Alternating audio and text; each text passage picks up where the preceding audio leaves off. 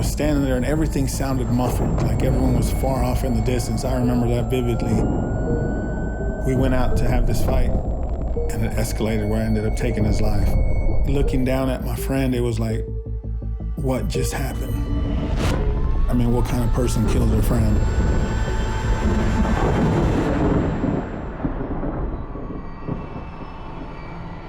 Hutch was the bottom of the barrel. If you get in trouble anywhere else, that's where they would send you.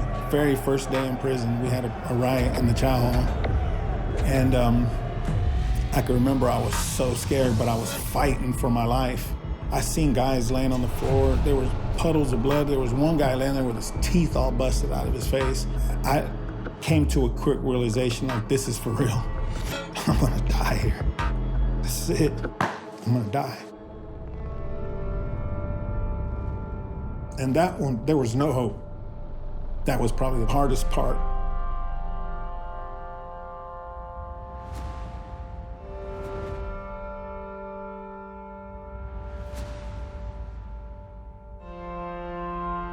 I had never been in a prison before. And so when we walked in there and the doors clanged shut, I thought, it's a great idea, but there's no way this is going to work.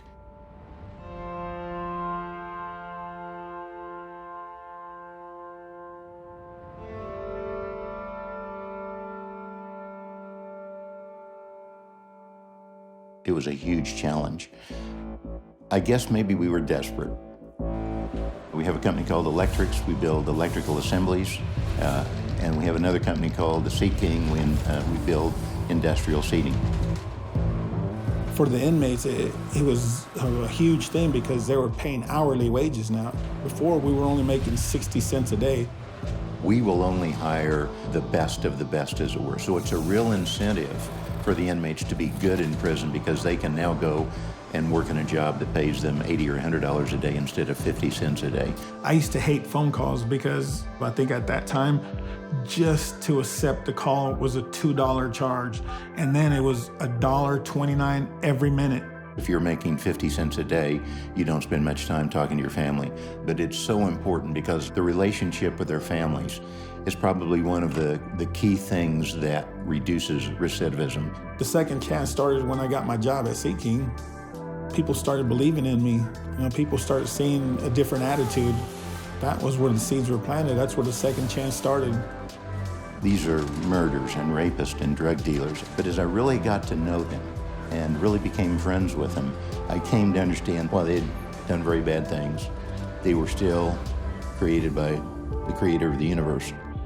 And when I understood the little that I did to see a movement in them, it really gave me hope for what a business could do and what the rest of us need to do, particularly those of us who are in influential positions and can do something about it, what we should really do.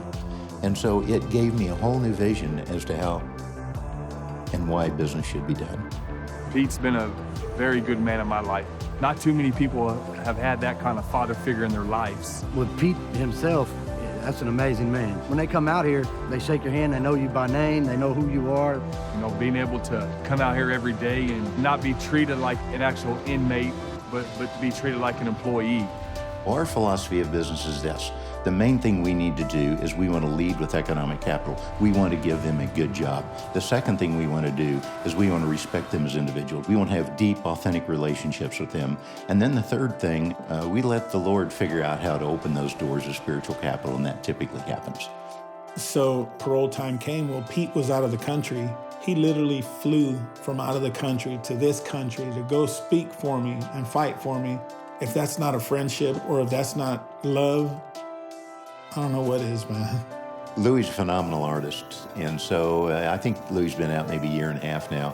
For the first year, he became a tattoo artist, and he wanted to open his own tattoo shop. So I helped Louis figure out a business plan, and about 3 months ago, he opened his own tattoo shop. Well, it's my second chance. I wasn't supposed to get this. I was supposed to die in there. I was never supposed to be out here. And to be able to do what I'm doing now, that's redemption. Pete and Seat King, they taught us all these things that we're doing out here too. It brought a hope to a dark place. It's afforded me an opportunity to help pay for my daughter's college.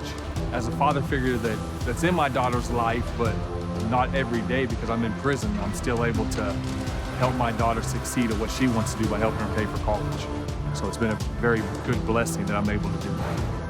It's an unbelievable thing to see a man that has no hope come to hope. You know, I think in business we become hardened to the bottom line. And I think business is really about people. And I think we should be in business to really transform society. When we started to really love those guys as we loved ourselves, and we saw transformation happen, it really gave me a whole new vision for what I could do as a business person. And it's been terrific.